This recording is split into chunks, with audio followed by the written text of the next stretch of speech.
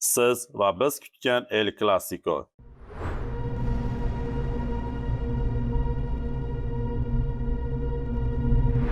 Ispaniya futbolining yuragi yana tezroq ura boshlamoqda. Sababi oddiy. Oldinda dunyo bo'ylab millionlab muxlislar intizorlik bilan kutadigan eng buyuk qarama-qarshiliklardan biri bor.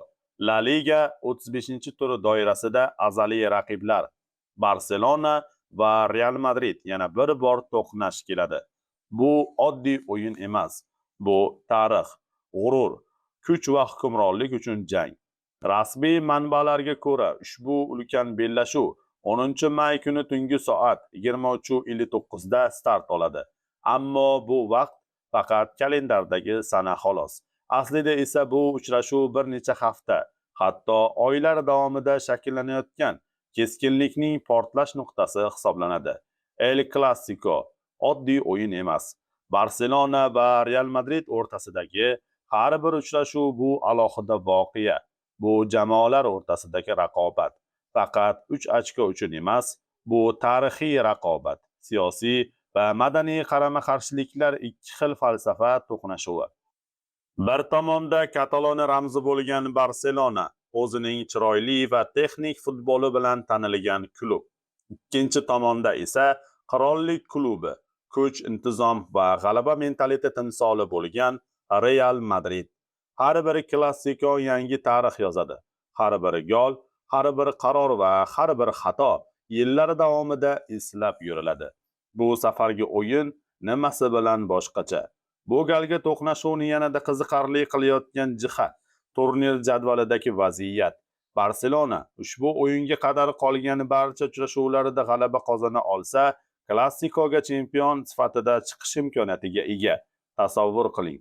Stadion to'la muxlislar shovqini va maydonga chempion sifatida chiqayotgan Barselona.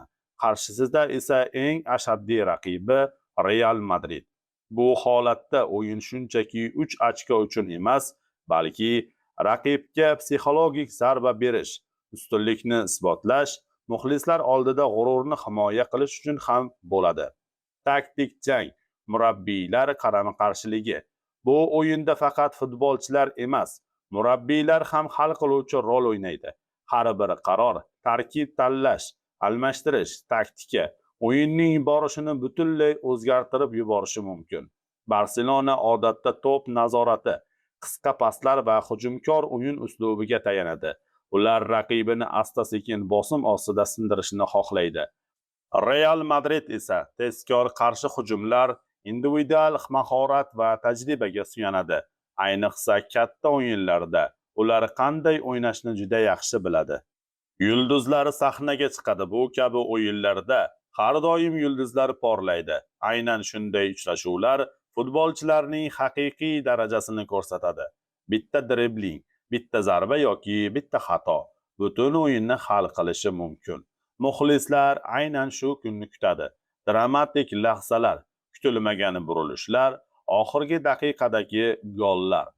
Atmosfera bosimning eng yuqori nuqtasi. O'yin Barselona maydonida o'tkaziladi. Bu esa mezbonlarga katta ustunlik beradi. Stadiondagi muhit, muxlislarning qo'llab-quvvatlashi, bularning barchasi futbolchilarga qo'shimcha kuch beradi. Ammo bu bosim ba'zida aks ta'sir ham qilishi mumkin. Katta o'yinlarda asabiylik, xatolar ehtimoli yuqori bo'ladi. Intriga, chempionlik va sha'ni masalasi. Agar Barselona klassikoga chempion sifatida chiqsa, ular bu o'yinda erkinroq o'ynashi mumkin. Lekin baribir Real uni yutish istagida kuchli bo'ladi. Agar chempionlik hali bo'lmagan bo'lsa, o'yin yanada keskinlashadi. Har bir epizod hal qiluvchi ahamiyat kasb etadi. Har ikkala holatda ham bu o'yin futbol muxlislari uchun haqiqiy bayram bo'ladi. Eng katta savol: kim g'alaba qozonadi? Bu savolga aniq javob yo'q. Chunki El Clasicoda favorit degan tushuncha yo'q. Forma va statistika ko'pincha ahamiyatsiz. Hamma narsa o'sha 90 daqiqada hal bo'ladi. Real Madrid har doim katta o'yinlarda xavfli. Ular eng qiyin vaziyatlarda ham g'alaba qozonishni biladi. Barselona esa uyida juda kuchli. ular muxlislar qo'llab-quvvatlovi ostida yanada xavfli bo'ladi. Bu o'yin tomosha uchun yaratilgan. Agar siz ham futbolni sevsangiz, bu o'yinni o'tkazib yuborish mumkin emas. Bu yerda hamma narsa bor. Drama, emotsiya, tezlik, mahorat va eng muhimi tarix. Bu shunchaki o'yin emas. Bu futbolning eng yuqori darajasi. Endi savol sizga. Siz kimga muxlissiz? Barselonami yoki Real Madrid? Va sizning fikringizga ko'ra, bu safargi El Clasicoda kim g'alaba qozonadi? Agar shunaqa eng qaynoq, sirli va shov-shuvli futbol yangiliklarini o'tkazib yubormoqchi bo'lmasangiz, Secret X kanalini kuzatishda davom eting. Bu yerda hali eng katta bombalar oldinda.